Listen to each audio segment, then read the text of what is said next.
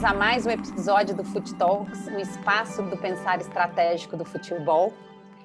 Nós entrevistamos toda semana personalidades, dirigentes, executivos, jogadores, empresários que fazem a diferença na história do futebol brasileiro. Você que nos acompanha aqui no YouTube, dê um like, siga o nosso canal. Você que está no Spotify, também siga os nossos podcasts e você vai ter toda semana. E hoje, especialmente, nós temos Thiago Escuro.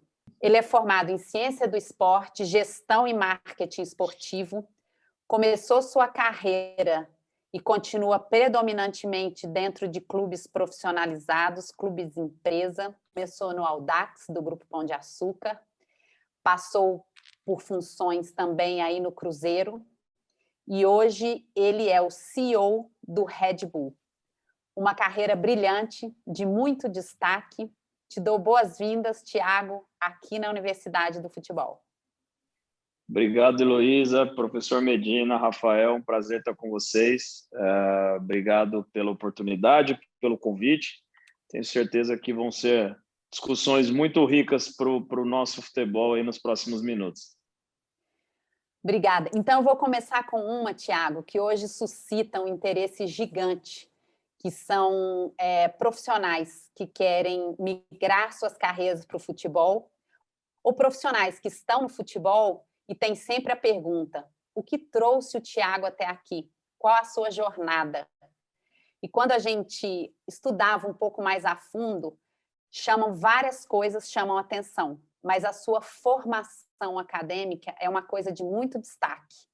Você que fez faculdade, nunca parou de estudar, passando aí por várias escolas, Trevisan, Cruyff, Universidade do Futebol, CBF Academy, você também agora, recentemente, estudou nos Estados Unidos, na ECA, nos Estados Unidos não, na Europa, e você, recentemente, em 2009, também tem aí no seu currículo uma passagem por Harvard, estudando entretenimento.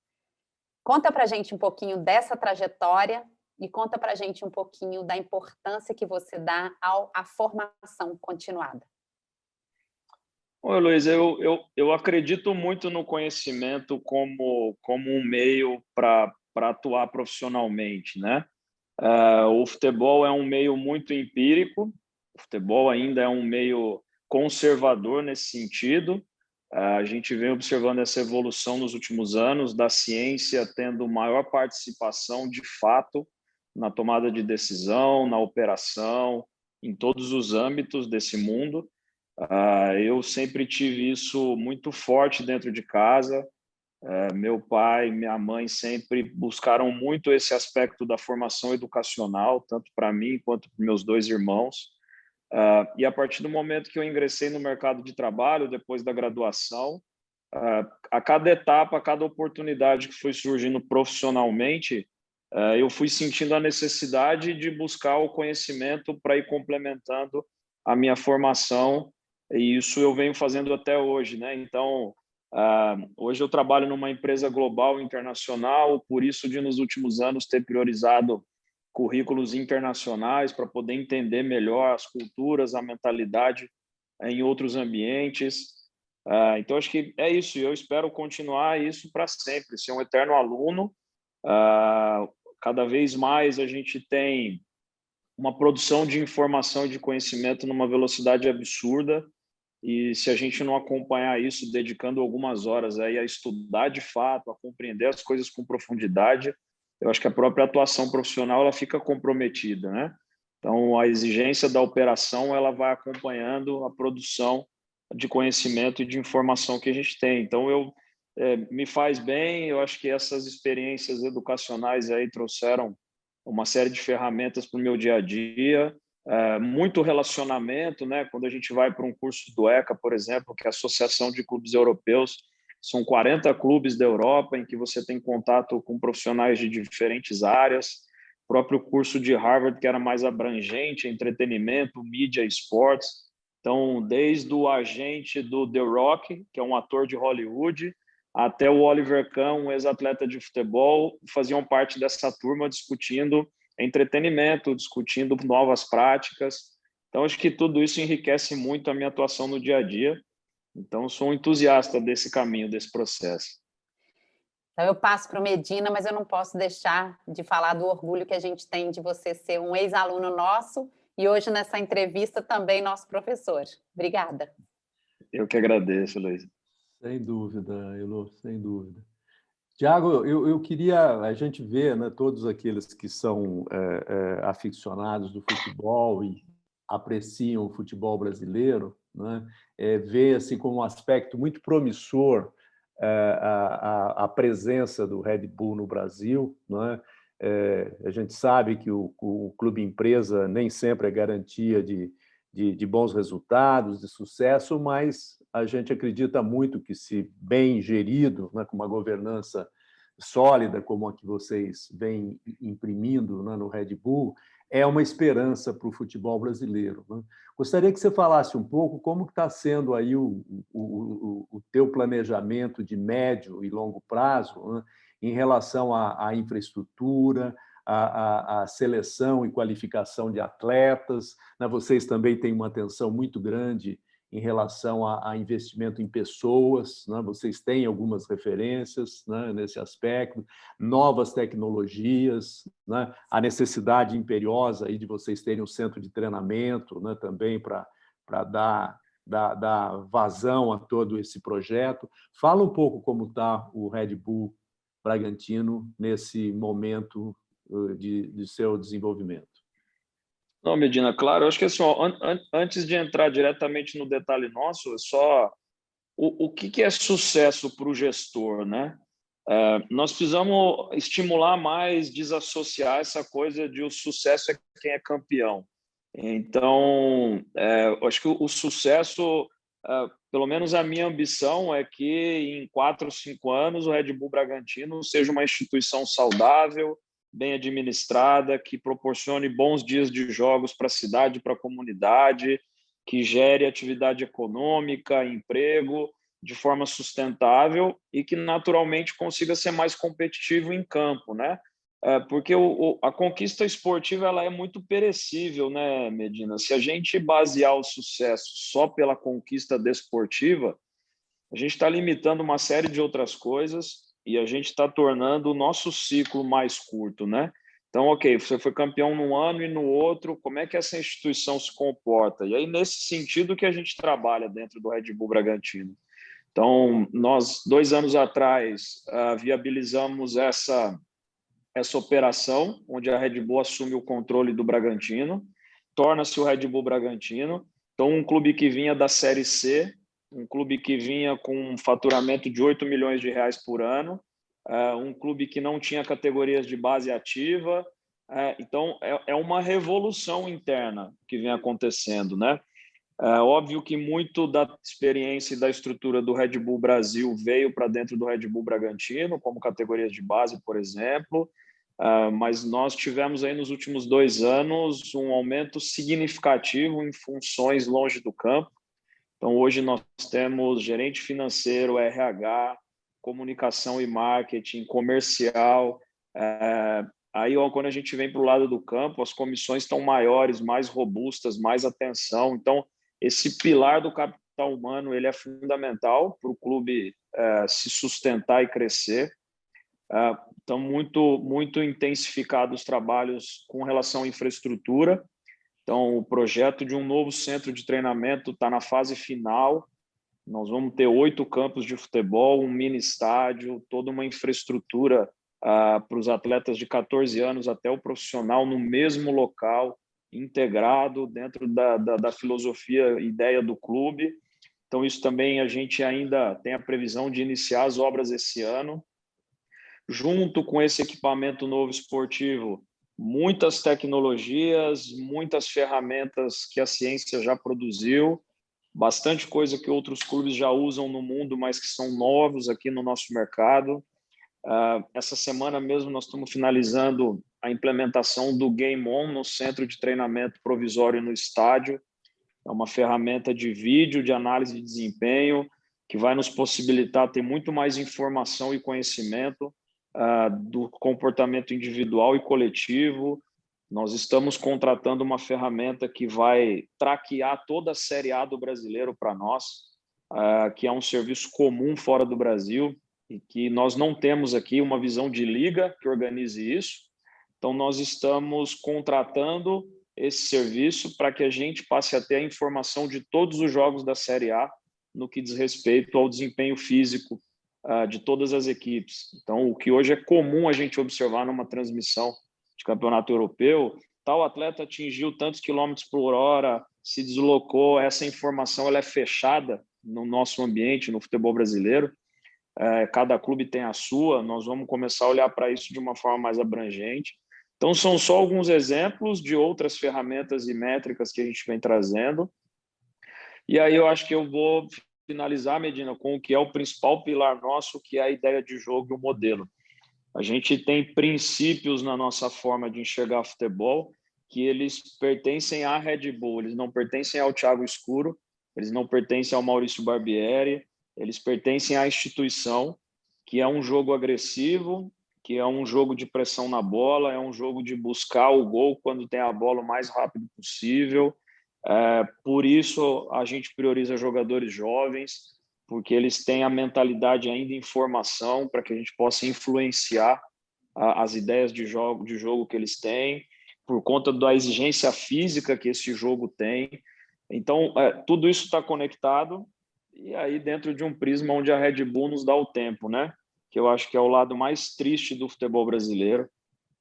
Então, a gente tem ótimos profissionais em diversas áreas na nossa indústria, no nosso mercado.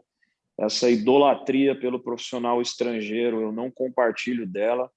Eu tive o privilégio nesses anos de conhecer muitos profissionais em diferentes países, visitar vários clubes, e nós temos alguns clubes brasileiros que estão num nível de organização e capacidade individual igual ou acima de grandes clubes europeus.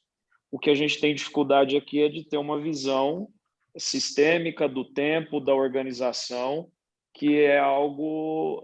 o tempo ele é cronológico, a gente precisa pagar esse tempo para construir algo mais sólido. Então, a Heloísa tem uma vivência no mundo corporativo aí invejável de se destacar, e o futebol não é diferente. Você não constrói uma grande empresa do dia para a noite, você não segmenta um produto do dia para a noite. Isso tudo precisa de tempo, processo, trabalho, e esse é um privilégio nosso. A Red Bull nos concede o tempo, Medina. Nós temos, sim, as nossas metas para atingir, mas nós temos esse respaldo do tempo. Sua resposta soa como música para a gente, viu, Thiago? Que maravilha ouvir isso. Vai lá, Rafael. Maravilhoso. Pegando uma carona aí, pegando uma carona até na sua resposta aí, minha curiosidade é o seguinte: você acabou de falar aí da forma de jogo do Red Bull, essa forma de jogo universal, né? Vocês hoje são um clube que estão em várias partes do mundo, Áustria, Alemanha, Estados Unidos, África. E sobre a gestão em si, há muita troca nos pilares de gestão entre os clubes? Queria que você falasse um pouquinho sobre isso, e também, dentro desse intercâmbio, se você tem a pretensão de um dia estar numa liga fora do Brasil, até para estar numa outra cultura e aprender aí um novo formato de gestão. Rafael, tem sim, tem bastante troca de experiência. Alguns acordos, eles são globais.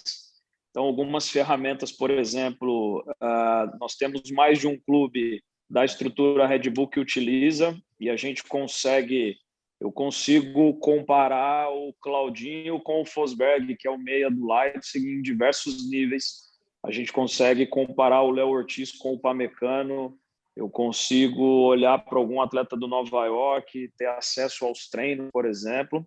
Isso na parte técnica.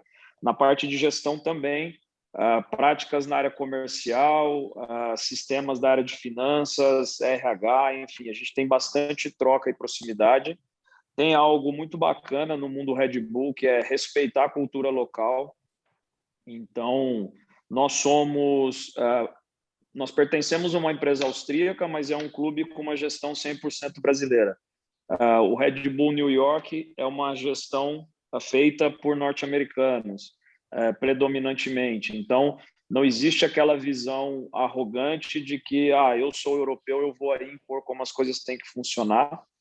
Então, eu diria que existe uma ideia central, existem práticas e procedimentos que buscam uma uniformização, só que também tem o respeito ao que nós chamamos aqui da tropicalização das ideias e dos projetos, né? Então, isso em todos os níveis, mesmo a ideia de jogo, num campeonato em que viaja-se tanto, que joga-se tanto, que você tem tantas diferenças climáticas, nós temos que ter um jogo com a bola mais estruturado, diferente do que, por exemplo, o Leipzig desempenha, ou mesmo Nova York. Então, a Red Bull tem esse olhar, mas tem sim, em todas as áreas a gente tem reuniões que a gente chama aí da estrutura global, gente olhando para todos os clubes e como conectá-los cada dia mais. E sobre as ambições individuais, eu tenho sim esse desejo de, em algum momento, ter essa experiência, ter essa vivência, pelo aspecto profissional, por vida pessoal. Eu tenho um contrato com a Red Bull Bragantino até o final de 2023. Eu estou super contente e feliz aqui. Eu acho que tem muita coisa para fazer aqui. É só o começo de um projeto extremamente atrativo e ambicioso. Eu acho que cada vez mais eu consigo ter uma participação nessa estrutura global. Então, jogadores que saem da América do Sul já passam pela gestão nossa há 2 anos, é o nosso departamento de recrutamento que acompanha, eu é que conduzo as negociações, então eu tenho contato com os treinadores, com os diretores esportivos das outras equipes constantemente para discutir necessidades, ideias, enfim. Então, eu acho que, espero que seja um caminho natural no futuro, eu tenho esse desejo, sim. Obrigado. Maravilha. Tiago, você cita tantas coisas que eu vou tentar conectar algumas delas, né? Você cita aí as multinacionais, como é o Red Bull, né? Eu vim delas, você sabe, de grandes marcas, e a beleza de você ter essa possibilidade de acessar o melhor do global com o local, eu acho que é onde as empresas vão se projetando e ficam mais perenes. Mas eu vou conectar isso, quer dizer, enquanto o Red Bull, né, como você cita, faz parte dessa rede muito profissional, a gente olha o futebol como indústria, se a gente olha para a Europa e também para os Estados Unidos, a gente vê uma MLS que ela fala assim, o sistema de gestão é dos Estados Unidos. A gente entrevistava o Diogo, ele falava assim, Elô, se eu mudar de clube, eu vou fazer as bases da gestão, quem vai fazer diferença são as pessoas. E você acabou de citar que vocês vão ter que investir numa ferramenta individual, e essa ainda é muito a nossa visão e forma de atuar. Vai dar tempo, Tiago, do futebol brasileiro dar esse salto e continuar no cenário global? Heloísa, o tempo dá. Eu acho que as intervenções não estão indo nessa direção. Essa é a minha preocupação. Eu acho que o tempo dá, mas não existe uma visão coletiva, né? A gente não consegue ter nos principais clubes dessa indústria e não tem como fazer essa revolução sem as grandes marcas estarem inseridas, né? Porque o apelo comercial é muito grande. Então, não adianta eu reunir o Red Bull Bragantino aqui, mais 2, 3 clubes do mesmo porte e achar que esse é o caminho para modificar o cenário. Ele não é. O caminho para modificar o cenário é via CBF, é via Flamengo, Corinthians, Palmeiras, São Paulo, que são as grandes marcas. A história do mundo mostra isso. Enfim, a criação da Premier League partiu disso, das grandes marcas se unirem e precisamos enxergar o sistema de uma forma diferente. Eu acho que os avanços nesse sentido eles são muito irrelevantes, né? Então, é um contrato de direitos internacionais que todo mundo assina junto, mas basicamente porque aquilo vai trazer uma receita que eu não tenho. Não é pela visão do que isso possa representar, é porque eu não tenho esse dinheiro hoje, esse contrato pode me dar um dinheiro novo. Então, eu assino. Não existe uma gestão proativa desse contrato, por exemplo. Hoje, qual é o fórum em que os clubes discutem os problemas do sistema? Ele basicamente não existe. São discussões pontuais e superficiais em 99% dos casos. Então, eu não nos vejo caminhando nessa direção. Com relação à produção de talentos, o Brasil vai continuar bem posicionado por muitos anos, porque é impressionante a capacidade natural que o nosso país tem. Quando a gente acha que daqui para frente vai ficar diferente, mais e mais você tem jovens talentosos e ocupando espaço. Agora, me preocupa essa transição da base para o profissional, o posicionamento do atleta brasileiro enquanto ídolo, enquanto referência no mercado mundial. E aí uma analogia simples, há 15 anos atrás, quando a gente assistia a um Inter de Milão e Milan, um Real Madrid e Barcelona, a gente tinha pelo menos 5, 6 atletas brasileiros protagonistas desses clássicos. E hoje isso não existe mais, né? A gente até tem um brasileiro ou outro, mas eles estão longe de ser os protagonistas dessas equipes. Então, acho que a gente já tem sinais o suficiente para alertar de que a discussão e o caminho precisa ser outro. E eu espero que a gente consiga mobilizar mais pessoas que pensem dessa forma, pelo menos para discutir. Pode ser que eu esteja errado, mas pelo menos que isso seja discutido para encontrar algum outro caminho que seja diferente do que a gente pensa, né? Eu vou passar para o Medina, mas essa voz e essa gentileza de compartilhar sua visão aqui no Food Talks, sendo um espaço do pensar estratégico, a gente entende que é um passinho para isso ir se alargando. Obrigada pela gentileza. Medina. Tiago, uma coisa também aí dentro dessa linha de reflexão que você está trazendo, né, nessa conversa, outra coisa que a gente vê muito distante ainda no Brasil é de um clube ter o seu projeto desportivo, né, um projeto que envolva as questões técnicas mais diretamente, né? Você já citou rapidamente isso, né, mas eu queria, né, abrir espaço para um aprofundamento nessa questão do clube ter a ideia de jogo, né? Vocês podem até mudar o treinador, mas vocês não mudam esses princípios, não é, que caracterizam esse projeto desportivo, né? Citaria até, né, você confirma se é isso ou não, mas se você tem, por exemplo, uma figura como o Ralf Rangnick, né, que imagino deu uma grande inspiração para o desenho desse projeto desportivo dentro do Red Bull, né? Você tem aí internamente pessoas, você mesmo é uma pessoa bastante engajada nisso, você trouxe o Sandro Landelli com uma larga experiência no Arsenal, no Manchester United, né? Então, e isso dá suporte, né? Cria esses pilares para você realmente desenvolver um projeto desportivo consistente, né? Que é raro no futebol brasileiro. Você conta nos dedos aí esboços nessa direção, né? Esse é o meu diagnóstico, pelo menos, não sei se você concorda. Fala um pouco sobre isso, como que é estruturada como é estruturado esse projeto desportivo e principalmente esse aspecto metodológico, né? Contemplando também essa cultura local, como você bem destacou. Fala um pouco sobre isso, que são poucos Claro. no Brasil que falam sobre isso. Medina, o Ralf Rangnick, ele é talvez o grande mentor dessa identidade que os clubes da Red Bull adquiriram nos últimos anos. Ele assumiu a direção desportiva em 2012. Ele não está mais na Red Bull, ele saiu no ano passado. No meio do ano passado, ele se desliga, encerra o vínculo dele. Mas o legado está aí. Hoje, a forma como todos os nossos clubes pensam futebol, pensam o desenvolvimento individual dos jogadores, tem uma influência importantíssima do Ralf. É uma pessoa que eu convivi bastante nas minhas 2 passagens na Red Bull, tem uma relação pessoal até hoje. De fato, é um privilégio porque é um pensador do jogo, né? É um treinador vencedor no futebol alemão que pensa o jogo e trouxe coisas novas. Eu tenho muito cuidado, Medina, para não levar o discurso para essa é a fórmula de sucesso, né? Não acho que seja. Eu acho que é legítimo que um clube entenda que o processo tem que pertencer ao treinador. E tem vários clubes no mundo que funcionam assim. Mas se você quer adotar esse modelo, você precisa dar tempo ao treinador. Por isso que eu vejo este modelo no Brasil com muita dificuldade.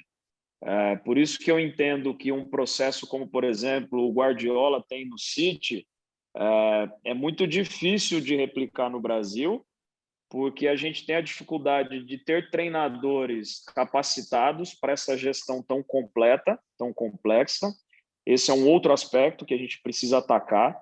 Quantos treinadores no nosso mercado estão, de fato, preparados para ter esse tamanho todo de poder?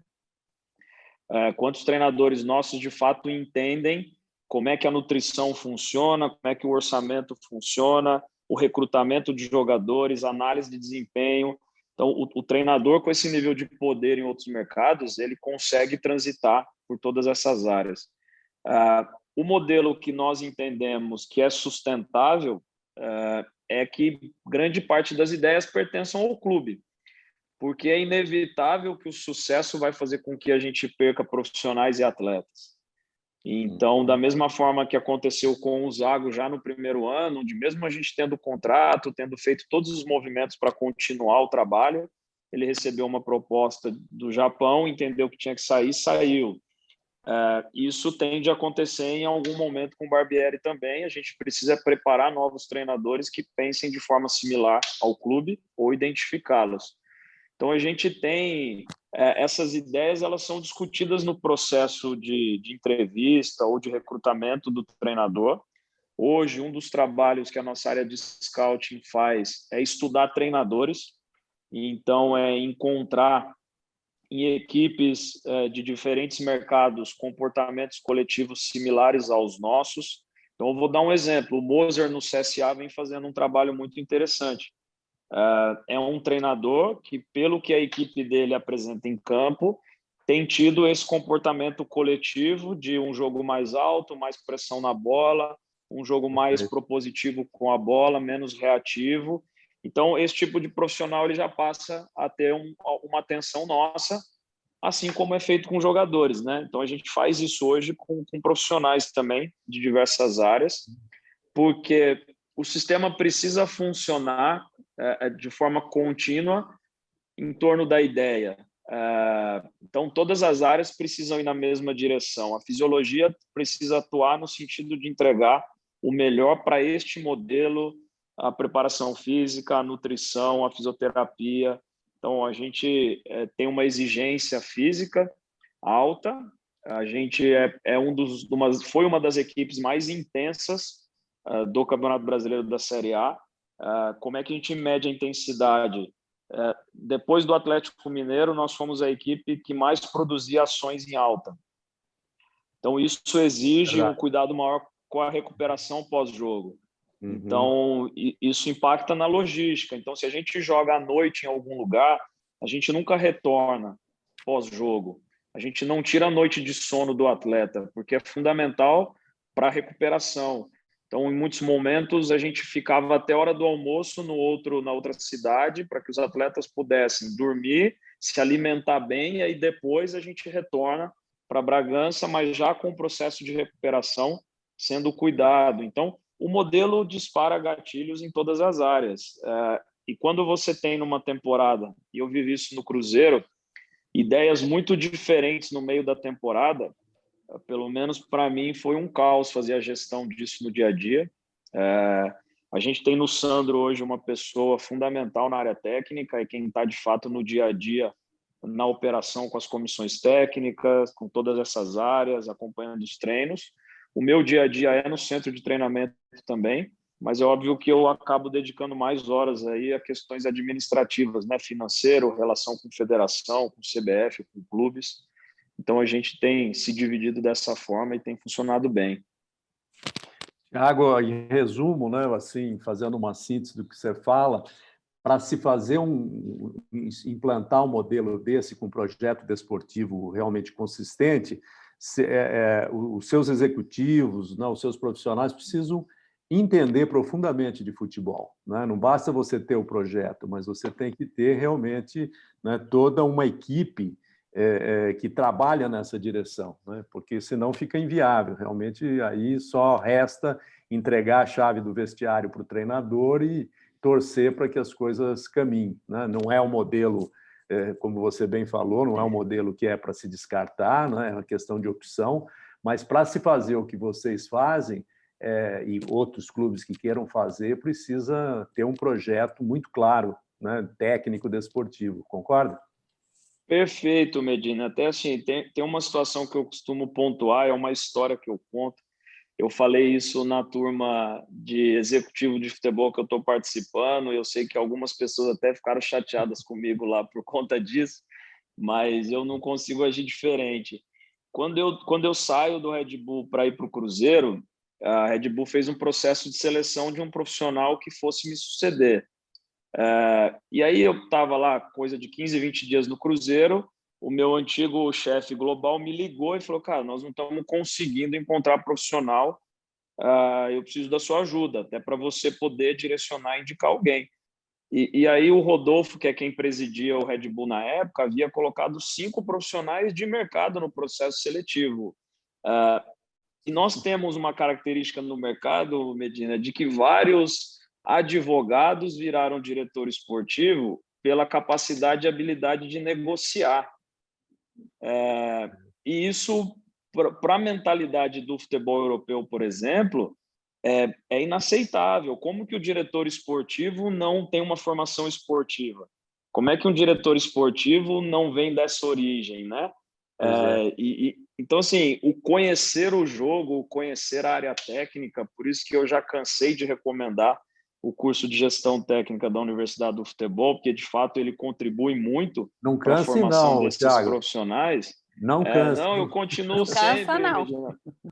Não, eu continuo sempre, porque a única forma da gente fazer com que os processos pertençam ao clube é ter gestores aptos a gerir esse processo. Então, eu sou um profissional com a formação esportiva, o Sandro é um profissional da área de educação física, que já atuou no campo e se desenvolveu para essa função coordenativa. Então, a gente consegue interagir com as áreas de uma forma operacional no dia a dia, né? Então, o nosso mercado, óbvio que tem grandes profissionais exercendo a função, que são formados em direito. Eu não estou aqui, pelo contrário, eu não estou aqui criticando ninguém. Eu estou fazendo um alerta de que quem quer migrar para essa função, e a gente tem várias pessoas na turma lá de executivos, precisa estudar o jogo, precisa conhecer a área técnica, precisa se dedicar a isso. O futebol não se resume a contratar jogador, essa função, a administrar regulamento. O principal é a gestão técnica do dia a dia, e a gente tem um espaço para melhorar bastante nisso no Brasil, Medina. Bela reflexão. Não precisa concordar com a gente, mas está aí aberto para a reflexão de cada um. Verdade. Obrigado, Thiago. Thiago, pelas suas falas aí, parece claro aqui para mim que o Red Bull ele tem uma função fora das 4 linhas também, né? Vocês chegaram em uma cidade bem tradicional do futebol, que é Bragança, uma equipe que começou a se destacar forte no final dos anos 80.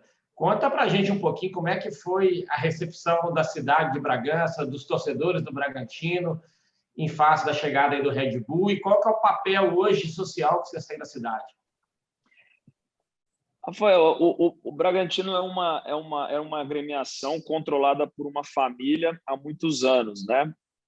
Então, quando nós iniciamos as conversas com o Marco Chedi, que permanece conosco como presidente de honra, que é quem liderava o clube, eu acho que vale destacar a visão que ele teve de entender que daqui para frente, se não for dessa forma, o clube não tem como prosperar. Então, muita dificuldade de receita. Bragança é uma cidade de 160 mil habitantes. O fato do clube, nos últimos anos, estar competindo num nível mais baixo gerou um distanciamento grande da comunidade com o clube. Então, nós tínhamos ali uma média de 1.000 pessoas por jogo, enfim, não tinha mais aquela conexão que os clubes do interior tiveram com as suas cidades anos atrás, e isso não é só o Bragantino, né? A gente tem inúmeros exemplos aí, América de Rio Preto, o próprio Paulista de Jundiaí, enfim, entre outros. Então, a abordagem foi muito nesse sentido. Acho que mesmo sendo um dirigente de anos de futebol, que viveu essa época aí do início dos anos 90, cabe destacar o entendimento de que o futebol hoje mudou, o caminho precisa ser outro, e é um desprendimento importante porque a operação passa a ser 100% da Red Bull, né? Então, aquela coisa de trocar treinador, de contratar jogador, de estar no vestiário, aquilo encerra. As atividades do Marco Chedi passaram a ficar diferentes, ele se adaptou e hoje funciona muito bem. Com relação à cidade, existia um receio e um cuidado grande nosso, porque o modelo da Red Bull ele é ele é, vamos dizer assim, agressivo, troca nome, troca escudo, entram novas cores, entra um mascote novo, a gente mexe com muita coisa que tem uma raiz e uma origem forte. A decisão foi a transparência. Desde o primeiro dia, nós comunicamos as notícias ruins, vamos dizer assim. Tem isso aqui de bom, o lado ruim é esse. O nome muda, o escudo vai mudar, entram essas questões, a gente mantém várias ações para preservar a história, a tradição do clube. Não é um clube de 2 anos, é um clube fundado em 1928. Então, a gente conseguiu acomodar isso bem. O resultado esportivo ajudou, é evidente. O fato de já no primeiro ano ter feito uma grande campanha, campeão da Série B, enfim, ajudou muito a tornar esse processo menos doloroso. E, por outro lado, eu acho que trouxe de volta um torcedor de Bragança que já estava torcendo para os grandes clubes da capital. Então, a gente ainda vive um cenário de um público jovem nos nossos jogos, em que ele é palmeirense, são paulino, corintiano, e ele está voltando a ter uma conexão com o time da cidade, tendo no Red Bull Bragantino o seu segundo clube ou o clube do dia a dia. O programa de sócio-torcedor recém-lançado já tem tido um desempenho legal, e a gente tem tentado se envolver bastante nas questões sociais do município, participando dos eventos, projetos de diferentes naturezas, né? Natural que a pandemia tenha atrapalhado bastante, mas durante a Série B a gente conseguiu fazer treinos abertos no estádio, atividades para as crianças, participar do calendário de eventos do município. Durante a pandemia, bastante coisa voltada aí à assistência, né? Seja hospitalar e agora mais recente com cesta básica, a população começa a ter dificuldade com coisas básicas em função da pandemia, e a gente tem tentado demonstrar o quanto nós somos o time da cidade, o quanto essa é a nossa comunidade, e a ambição é que pouco a pouco a gente possa expandindo esse raio, né? Num raio de 25 quilômetros, Bragança tem 500 mil habitantes. Nas cidades no entorno, a gente começa a promover ações também para esse entorno, e a ideia é que a gente consiga ir crescendo do local para o regional, depois para o nacional, quem sabe um dia continental, né? Começamos quinta-feira que vem a nossa jornada na Copa Sul-Americana, espero que isso seja frequente. Tiago, o que você traz para a gente tem muito a ver com o propósito da Universidade do Futebol, que é mudar o futebol, que você trouxe elementos interessantíssimos, vivências e ações afirmativas, mas para transformar uma sociedade. Então, certamente você é um profissional que está aqui com a gente e demonstra toda essa trajetória. A gente não pode parar o papo por aqui, mas a gente previa que não ia dar tempo de tudo. Então, eu te convido para continuar sempre com a gente e terminar, talvez, acolhendo uma pergunta de muita curiosidade. Se o Tiago Escuro, hoje, tem 3 elementos para falar assim, com esses eu vou começar para realmente transformar essa indústria no Brasil, quais seriam os 3 elementos que você elegeria para começar essa jornada de uma revolução? Elo, a pergunta é abrangente, é difícil, é desafiadora, hein? Mas você é muito bom. Tinha que te apertar em alguma. Não, para mim, assim, regulamentação é a primeira. Isso não é no Brasil, isso é no mundo todo. A Europa tem várias culturas, vários idiomas dentro, eles não fazem as coisas porque eles são mais evoluídos do que nós, eles fazem porque lá tem regulamento, tem punição e tem que cumprir. A indústria do futebol precisa disso, porque esse modelo associativo não tem acordo entre os clubes que param em pé, porque todo ano tem 2, 3 trocando presidente, o presidente novo não quer saber de acordo que foi feito pelo outro. Assim, nós estamos caminhando para a casa do bi, está ficando normal o clube dever bilhão de reais, e continua contratando, continua gastando, fazendo, não pagando.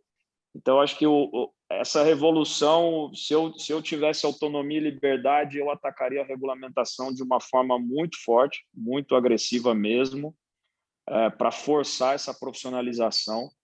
Não tem cabimento ter 50 jogadores de limite de inscrição para fazer uma competição. Isso para mim assim dói, e assim, esse é o cenário que a gente vive. Só citei alguns exemplos.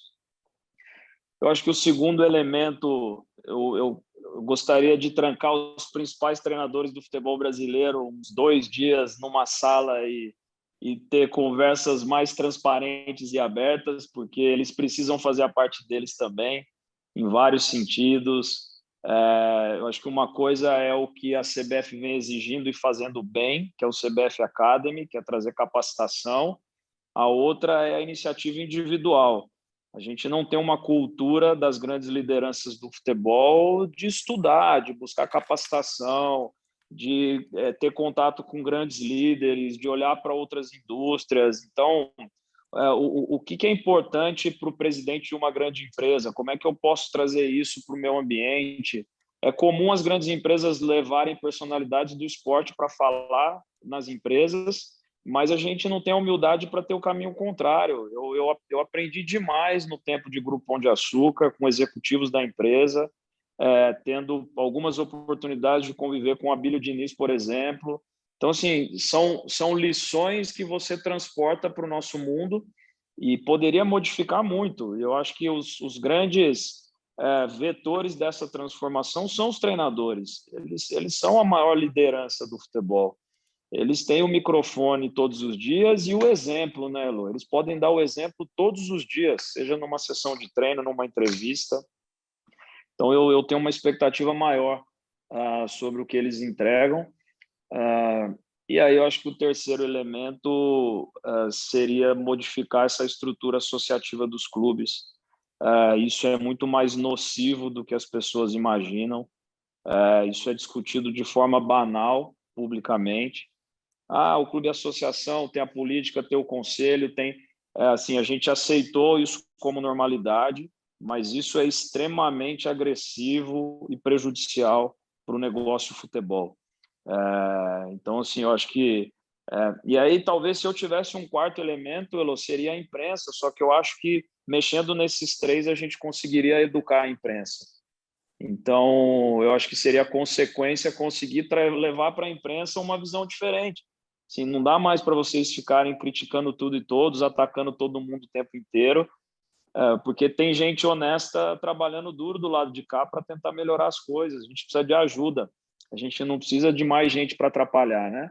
Então, eu ficaria com essa reflexão aí, abusando da sua oportunidade e usando 4 elementos. Não, mas o problema de jogar essa bola para gente muito inteligente, muito experiente, e eu acho que de uma alma diferente também, é que você devolve 4 missões. E a gente vai voltar aqui, porque eu acho que em todas a universidade segue uma missão, né? Vocês que conhecem principalmente o nosso fundador, que é o Medina, mas em uma especialmente, eu acho que a gente pode atuar dentro, atuar juntos, a gente vai falando, mas excepcional, foi muito legal. Da minha parte, super obrigada em nome da universidade e a casa é sua. Eu que agradeço todos vocês. Assim, eu sou apaixonado pelo futebol, por gestão do futebol. Nunca me vi no campo, não sou um profissional que foi formado para estar lá. E toda vez que tenho a oportunidade de conversar com qualidade assim, sobre esses assuntos, como vocês proporcionaram agora, é prazeroso demais para mim. Eu ficaria horas aqui. Então, eu agradeço pelo convite, pela oportunidade, mas muito pela qualidade da discussão que a gente teve. Obrigado de coração a todos vocês. Obrigado, Thiago. Thiago. Foi ótimo. Parabéns. Excelente.